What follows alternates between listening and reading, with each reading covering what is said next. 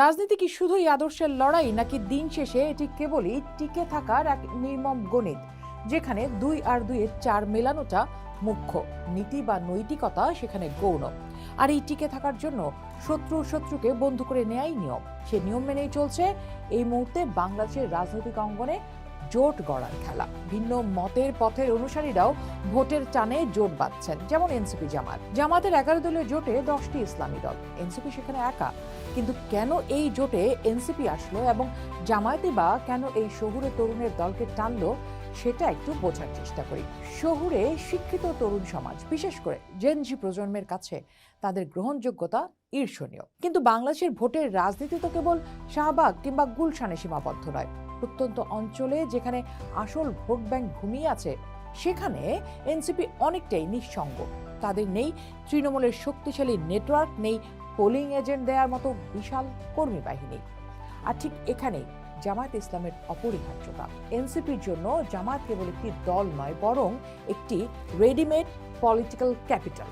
জামায়াতের রয়েছে কয়েক দশকের গড়ে তোলা মসজিদ ভিত্তিক ও সমাজসেবামূলক এক সাংগঠনিক কাঠামো। শেখ হাসিনার শাসন আমলে প্রতিটি নির্বাচনে মার খেয়ে জেল খেটে জামায়াত যে ইলেকশন ইঞ্জিনিয়ারিং বা নির্বাচনী বাস্তবতার অভিজ্ঞতা অর্জন করেছে, এনসিপির মতো নতুন দলের জন্য তা একটা পাঠশালা। এনসিপি আদর্শিক দল হতে পারে, কিন্তু নির্বাচনী বৈতরণী পার হতে জামায়াতের এই মাসল পাওয়ার ও সাংগঠনিক কাঠামো তাদের জন্য লাইফ জ্যাকেটের কাজ দেবে। কিন্তু এই লাভ কি একতরফা? একদমই না। এই জোট জামায়াত ইসলামের জন্য এক প্রকার রিব্র্যান্ডিং প্রজেক্ট।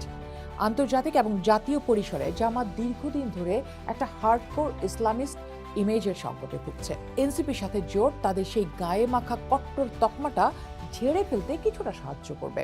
এনসিপি কথা বলে নাগরিক অধিকারের ভাষায়, তাদের আছে মধ্যপন্থী ও আধুনিক অবয়ব। এনসিপির কাঁধে হাত রেখে জামাত নিজেকে তরুণ প্রজন্মের কাছে জুলাই আন্দোলনের অন্যতম অংশীদার হিসেবে প্রতিষ্ঠিত করতে চায়। আর আন্তর্জাতিক মহলের কাছে সেখানেও আছে সূক্ষ্ম চাল। এনসিপিকে অনেকেই ডক্টর মোহাম্মদ ইউনূসের মানস সন্তান বা তার দর্শনের অনুসারী মনে করেন। ভবিষ্যতে যদি ডক্টর ইউনূসকে প্রেসিডেন্ট হিসেবে প্রপোজ করার মতো পরিস্থিতি আসে, তবে এই জোটের মাধ্যমে জামায়াত আন্তর্জাতিক সম্প্রদায়ের কাছে বার্তা দেবে তারাও এই উদার প্রক্রিয়ার অংশ।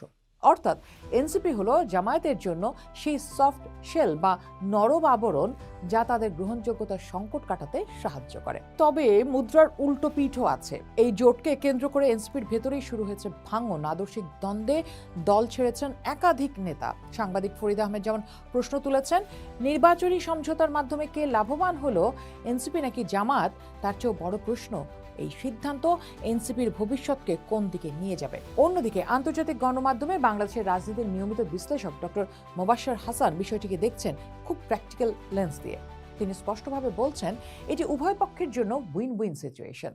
এনসিপির ভবিষ্যৎ নির্ভর করছে তাদের ভারত বিরোধী রাজনীতির অগ্রগতির ওপর, আর সেখানে জামায়াত একটা বড় ফ্যাক্টর। আমরা দেখি ঢাকা বিশ্ববিদ্যালয়ের অধ্যাপক শামীম রেজার মতে, জামায়াত এনসিপিকে সাথে নিয়ে সংস্কার ইস্যুতে কথা বলার সুযোগ পাবে ঠিকই, কিন্তু এনসিপি তার নিজস্ব স্বতন্ত্র সত্তা হারিয়ে ফেলার ঝুঁকিতে পড়ল।